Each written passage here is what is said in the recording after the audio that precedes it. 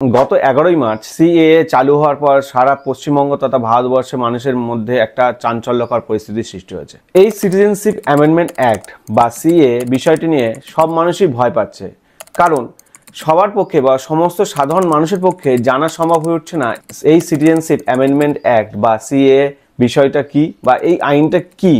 সহজভাবে কেউই জানতে পারছে না বা বুঝতে পারছে না, বেশিরভাগ মানুষের পক্ষেই জানা সম্ভব না। আর তাই আজকের এই ভিডিওতে আমি সিএএ বিষয়টা নিয়ে মোট 6টি পয়েন্ট আলোচনা করব। এই 6টি পয়েন্ট কি কি? প্রথমত জানবো সিএএ নাগরিকত্ব আইনটা কি। দ্বিতীয়ত এই সিএএ আইনটার বিষয়ে অনেকগুলো ভুল বা ভ্রান্ত ধারণা আছে সাধারণ মানুষের মধ্যে, সেগুলো কি কি, কেননা এই ভুল ধারণাগুলো চলে গেলেই আমাদের ভয় অনেকটা কেটে যাবে। তৃতীয়ত জানবো কারা ভারতীয় নাগরিক হিসেবে গণ্য হবে বা কারা কারা এই ভারতের নাগরিক। মনে করুন কেউ সিএএ আওতায় এলেন, তাহলে সেক্ষেত্রে কি কি ডকুমেন্ট লাগবে।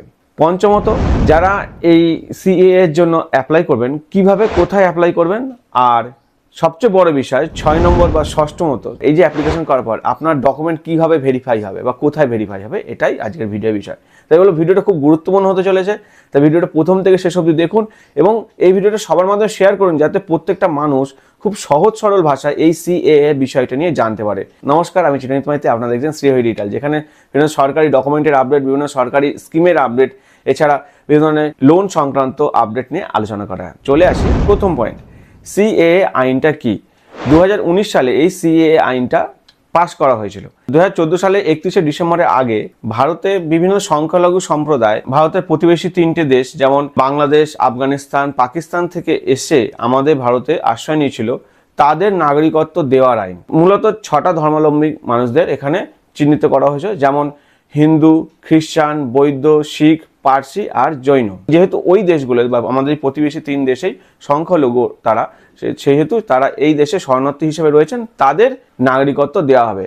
কারোর নাগরিকত্ব ছিনিয়ে নেওয়া হবে না বা তাদের দেশ থেকে বিতাড়িত করার কথা বলা হয়নি এই সিএএ আইন অনুযায়ী। শুধুমাত্র বলা আছে যে এখানে নাগরিকত্ব দেওয়া হবে। এর সবচেয়ে বড় ভ্রান্ত ধারণা যে তারা যদি সংখ্যালঘু হয় এই সম্প্রদায়গুলো, মুসলিমরা তাহলে কি বিতাড়িত হবে? না, এখানে বারবার করে বলছি সিএএ আইনটা নাগরিকত্ব দেওয়ার আইন। নাগরিকত্ব শুধু তাদের দেওয়া হবে, কাদের দেওয়া হবে? যারা ধর্মীয় উৎপীড়নের কারণে বা কোনোভাবে সেই সমস্ত দেশগুলো আমাদের প্রতিবেশী 3 দেশ থেকে, যেটা বাংলাদেশ, পাকিস্তান, আফগানিস্তান থেকে এসে আমাদের দেশে শরণার্থী হিসেবে রয়েছে, তাদের যোগ্য সম্মান এবং যোগ্যভাবে তাদের নাগরিকত্ব দেওয়া হবে। এইটা মাথায় রাখবেন। অতএব যারা ভয় পাচ্ছেন যে আমাদের নাগরিকত্ব চলে যাবে বা যদি আমাদের দেশ থেকে বিতাড়িত করবে, অসময় মতো ডিটেনশন ক্যাম্প হবে, এগুলো কিন্তু সিএ এর মাধ্যমে হবে না, যেটা বিজ্ঞপ্তিতে প্রকাশ হয়েছে বা স্বরাষ্ট্র মন্ত্রকের তরফ থেকে বলা হয়েছে। এবার চলে আসি 3 নম্বর পয়েন্ট, যেটা সবার মনে প্রশ্ন, কারা ভারতীয় নাগরিক সেটা কিভাবে চিহ্নিত হবে।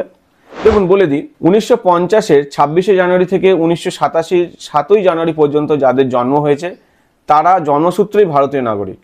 এক্ষেত্রে তাদের বাবা মায়ের নাগরিকত্ব কি তা দেখা হয় না। আবার 1987-র পরে থেকে 2004 সালের মধ্যে যাদের জন্ম, তাদের জন্মের সময় বাবা মায়ের নাগরিকত্ব ভারতীয় হলেই তবেই তারা ভারতীয় হিসাবে চিহ্নিত হবে। এবার 2004-এর পর থেকে যারা জন্মেছেন তাদের ক্ষেত্রে দেখা হবে এবং যে কোনো একজন ভারতীয় হলেই হবে।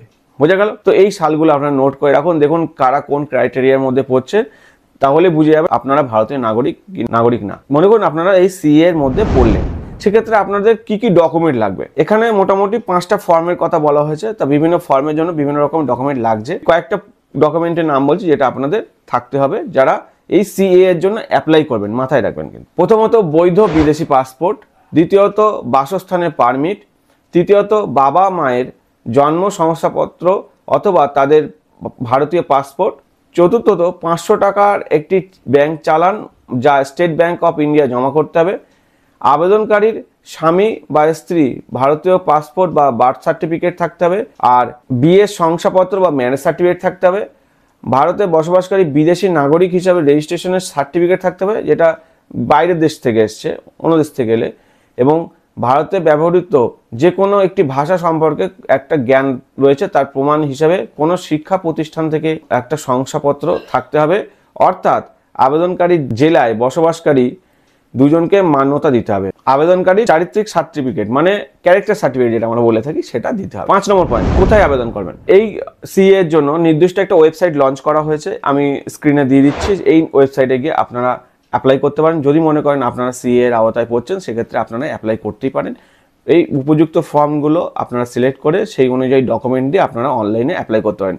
আমি পরবর্তীকালে কীভাবে অ্যাপ্লাই করা যায় এই রিলেটেড ভিডিও আনবো এবং আরও বিস্তারিত অনেক তথ্য এই সিএ রিলেটেড তুলে ধরবো। তাই বলো চ্যানেলটাকে সাবস্ক্রাইব করে রাখুন, কারণ আগামী দিন এই সিএ বিষয়টা খুবই গুরুত্বপূর্ণ হতে চলেছে এবং প্রত্যেক মানুষের জন্য দরকার এই সিএ বিষয়টা সঠিকভাবে জানা, যাতে আপনাদের বিভিন্ন ধরনের সমস্যায় না পড়তে হয়। সব থেকে শেষে যেটা বলবো, ষষ্ঠমত এই সিএ বিষয়টা বা এই সিএ অ্যাপ্লিকেশনে কীভাবে ভেরিফিকেশন হবে। হ্যাঁ, এটা ডিএলসির মাধ্যমে ভেরিফাই করা হয়।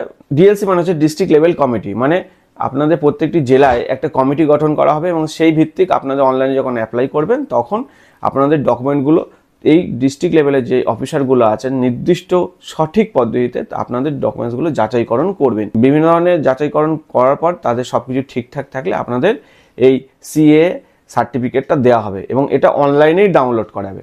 আমি বলে দিচ্ছি বারবার করে, এই আবেদন প্রক্রিয়াটা কিভাবে করবেন সেটা আমি আগামী দিন ভিডিও এনে দেবো। চ্যানেলের সঙ্গে থাকুন, সবাই পাশে থাকুন, সাবধানে থাকুন এবং নিশ্চিন্তে থাকুন, সঠিক তথ্য জানুন। বারবার করে বলছি, সিএ কোনো নাগরিকত্ব ছিনিয়ে নেওয়ার আইন না। আশা করি আপনাদের ভিডিওটা ভালো লাগবে। ভিডিওটা ভালো লাগলে অবশ্যই ভিডিওকে লাইক করবেন, চ্যানেলটাকে সাবস্ক্রাইব করবেন। এই টাইপের অনেক তথ্য আসবে। সবাই ভালো থাকবেন, সুস্থ থাকবেন। টাটা।